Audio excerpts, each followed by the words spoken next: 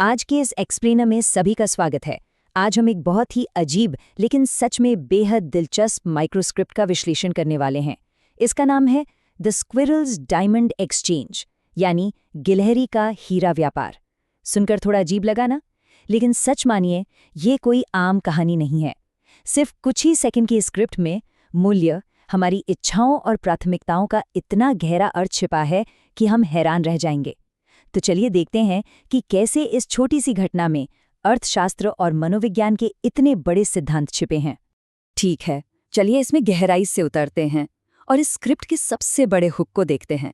गिलहरी को एक हीरा मिलता है, लेकिन उसे सिर्फ एक अखरोट चाहिए। मतलब इस पूरी स्थिति का बेतुकापन देखिए। एक तरफ दुनिया का सबसे महंगा, सबसे कीमती पत्थर है और दूसरी तरफ एक मामूली सा अखरोट। पहली ही नज़र में ये एक ऐसा भारी विरोधाभास पैदा करता है जो किसी को भी सोचने पर मजबूर कर दे।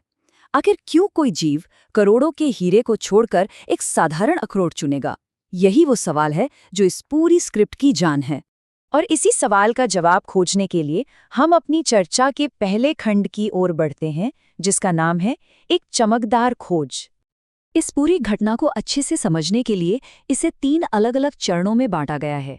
चरण 1, गिलहरी मिट्टी खोदती है और एक बहुत बड़ा हीरा बाहर निकालती है। फिर आता है चरण 2, एक इंसान की एंट्री होती है जो ताज़े अखरोटों से भरी एक टोकरी पेश करता है। और अंत में चरण 3, गिलहरी उस बेशकीमती हीरे को इंसान की ओर खिसका देती है और बड़ी खुशी से सिर्फ एक अखरोट उठा लेती है। इन तीनों स्टेप्स का जो क्रम है ना, वही इस कहानी को इतना प्रभावशाली बनाता है। ये कोई साधारण संयोग नहीं है, बल्कि एक स्पष्ट लेनदेन है जिसे हमारे सामने रखा गया है। अब जरा इस पहले दृश्य पर खास तौर से ध्यान देते हैं। एक गिलहरी मिट्टी खोदती है और एक विशाल चमकदार हीरा बाहर निकाल देती है। जंगल में ऐसा होना सच में कितना नामुमकिन सा लगता है। आमतौर पर गिलहरियां मिट्टी में क्या ढूंढती हैं? जाहिर है मेवे, बीज या फिर पेड़ों की जड़ें। लेकिन यहाँ वो एक विशाल हीरा निकाल रही है। ये दृश्य हमारी आम उम्मीदों और कहानी की वास्तविकता के बीच एक बहुत बड़ा अंतर पैदा कर देता है। एक जंगली जानवर के हाथ में इंसानों का सबसे कीमती पत्थर, ये सच में एक बेहद शक्तिशाली तस्वीर है जो तुरंत ध्यान खींच लेती है। चलिए, अब हम इस कहानी के दूसरे खंड की ओर रुख करते हैं, मानवीय प्रस्ताव। और ये बहुत ही शानदार तरीके से दर्शाता है कि कैसे 2 बिल्कुल अलग दुनियाओं की प्राथमिकताओं के बीच सीधा टकराव होता है। बाईं ओर देखिए, एक विशाल चमकदार हीरा है जो अथाह दौलत और शायद इंसानी लालच का भी प्रतीक है। और दाईं ओर एक साधारण ताज़ा अखरोट। ये अखरोट तत्काल व्यावहारिक अस्तित्व और भूख मिटाने का सीधा सा प्रतीक है। इंसानों की नज़र में वो हीरा लाखों करोड़ों की संपत्ति हो सकता है, लेकिन जरा सोचिए, उस छोटे से जीव के लिए जिसे अभी जोरों की भूख लगी है, उस कठोर पत्थर का क्या ही मोल है जिसे वो खा भी नहीं सकता। ये तुलना मूल्य की हमारी अपनी परिभाषाओं पर बहुत बड़ा सवाल खड़ा कर देती है। और इसी वैचारिक टकराव के बीच हम पहुंचते हैं कहानी के तीसरे खंड पर, यानी अंतिम व्यापार। तो सबसे महत्वपूर्ण बात यह है कि ये पूरी प्रक्रिया कितनी सरल और साथ ही कितनी चौंकाने वाली है। ये जो बड़ा सा अंक 1 है ना, ये सिर्फ एक नंबर नहीं है, बल्कि ये उस पूरे व्यापार के मूल सार को दिखाता है। एक पूरे विशाल और दुनिया के सबसे कीमती रत्नों में से एक का सौदा कर दिया जाता है, सिर्फ और सिर्फ एक अकेले अखरोट के लिए। कोई मोलभाव नहीं, कोई लंबी चौड़ी बातचीत नहीं, कोई हिचकिचाहट नहीं। ये छोटा सा लेनदेन दुनिया के सबसे जटिल आर्थिक सिद्धांतों को बहुत ही आसानी से चुनौती दे डालता है। और फिर वो अंतिम दृश्य सामने आता है जिसके बारे में हम बात कर रहे थे। गिलहरी हीरे को इंसान की ओर खिसकाती है और एक बेहद खुश चेहरे के साथ एक अखरोट पकड़ लेती है। ये इस छोटी सी स्क्रिप्ट का सबसे बड़ा इमोशनल क्लाइमैक्स है। गिलहरी के चेहरे की वो खुशी साबित कर देती है कि कोई भी फैसला हमेशा किसी चीज़ के वैश्विक बाजार मूल्य से तय नहीं होता। हमारी अपनी ज़रूरतें, उस वक्त के हालात और हमारी इच्छाएं ही ये तय करती हैं कि आखिर में हमारे लिए क्या मायने रखता है। एक भूखी गिलहरी के लिए एक अखरोट की असली कीमत दुनिया के हर चमकते हीरे से कहीं ज्यादा है ना? अब कहानी की शाब्दिक दुनिया से थोड़ा बाहर निकलते हैं और खंड 4 की ओर बढ़ते हैं, मेटाडेटा के पीछे का अर्थ। जरा रचयिता की इस विवरण को देखिए। गिलहरी भोजन के लिए खजाने का व्यापार करती है और साथ में वो पैसे के लालच वाला इमोजी।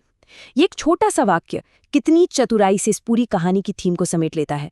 सदियों से समाज जिस खजाने को कीमती मानता आया है, उसका व्यापार किया जा रहा है पोषण के लिए, जो किसी भी जीव के जिंदा रहने के लिए असल में जरूरी है। ये इस पूरी घटना का एकदम बेहतरीन और सटीक सारांश है। अब इस स्लाइड के बारे में जो सबसे दिलचस्प बात है वो है रचयिता द्वारा इस्तेमाल किए गए हैशटैग्स। पहली कॉलम में विषय के अंदर हैशटैग गिलहरी और हैशटैग प्रकृति है। दूसरी कॉलम में थीम के नीचे हैशटैग पैसा और हैशटैग फनी है। लेकिन यहाँ जो सबसे ज्यादा चौंकाने वाला टैग है वो तीसरी कॉलम में उत्पत्ति के तहत है, हैशटैग AI यानी आर्टिफिशियल इंटेलिजेंस। इसका सीधा सा मतलब है कि ये एक मजेदार कहानी होने के साथ साथ AI द्वारा बनाई गई सामग्री का भी एक कमाल का उदाहरण है। आधुनिक तकनीक और प्रकृति के सरल नियमों का ये कितना अनूठा संगम है। आइए आगे बढ़ते हैं और देखते हैं कि ये कैसे एक बहुत ही ठोस दार्शनिक और आर्थिक सिद्धांत को जन्म देता है। व्यक्तिपरक मूल्य या सब्जेक्टिव वैल्यू, ये वो अवधारणा है जो तब देखने को मिलती है जब एक भूखी गिलहरी एक ताजे अखरोट के सामने एक विशाल चमकदार हीरे को पूरी तरह से बेकार मान लेती है। किसी भी चीज की कीमत उसमें अपने आप मौजूद नहीं होती, बल्कि उसका मूल्य इस बात पर निर्भर करता है कि वह किसी की तत्काल जरूरत को कितनी अच्छी तरह पूरा कर सकती है। स्रोत का मेटाडेटा और ये पूरा जंगली व्यापार हमें अर्थशास्त्र का यही गहरा पाठ पढ़ाता है। तो इस पूरे शानदार विश्लेषण के बाद जो अंतिम और सबसे सोचने पर मजबूर करने वाला सवाल सामने आता है वो ये है, क्या सच्ची संपत्ति हीरे में है या अखरोट में? सच कहें तो इस सवाल का कोई एक सही जवाब नहीं है। ये पूरी तरह से इस बात पर निर्भर करता है कि इसे कौन देख रहा है और उसके हालात क्या हैं। जरा सोचिए, हम अपनी रोजमर्रा की जिंदगी में किन चीजों को हीरा मानकर उनके पीछे भाग रहे हैं, जबकि शायद हमें खुश और संतुष्ट रहने के लिए सिर्फ एक साधारण से अखरोट की जरूरत है। ये एक ऐसा शक्तिशाली विचार है जिस पर गहराई से चिंतन करने की जरूरत है।